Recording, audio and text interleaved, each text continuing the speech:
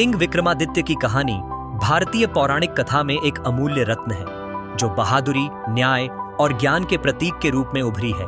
उनका शासनकाल एक ऐसा समय था जब राजाओं की वीरता और उनके कार्यों का बखान किया जाता था। विक्रमादित्य इतिहास में एक अनुकरणीय शासक के रूप में जाना जाता है जिससे लोगों को प्रेरणा मिली। उनके पास कवियों और विद्वानों का एक बड़ा मंडल था जो उनकी सभा में ज्ञान और साहित्य के दीप जलाते थे। किंग विक्रमादित्य ने अपने राज्य को एक आदर्श स्थान बनाने के लिए कई अद्भुत निर्णय लिए। उन्होंने न्याय के लिए अपने दरबार में एक अद्वितीय प्रणाली लागू की जिसमें हर प्रजाजन की आवाज सुनने का प्रावधान था।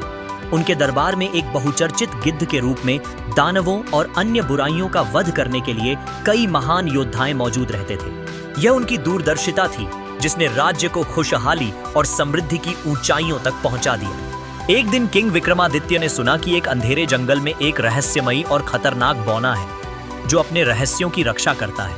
विक्रमादित्य ने इस चुनौती को स्वीकार किया और अपने वीर योद्धाओं के साथ जंगल की ओर बढ़े।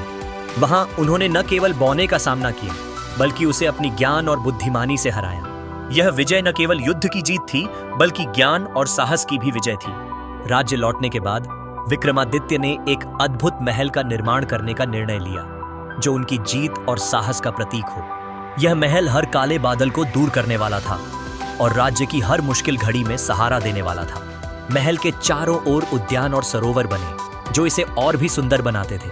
विक्रमादित्य का यह काल शांति और समृद्धि का एक सुनहरा युग बन गया। किंग विक्रमादित्य की कहानी न केवल वीरता का बखान करती है बल्कि यह हमें याद दिलाती है कि ज्ञान, न्याय और साहस का अध्याय तब तक समाप्त नहीं होता जब तक हम इसे जीवित रखने का प्रयास करते हैं। उनकी कहानी समय के साथ सुनाई जाती रहेगी, प्रेरणा देती रहेगी। इस प्रकार किंग विक्रमादित्य का नाम सदियों तक अमिट रहेगा।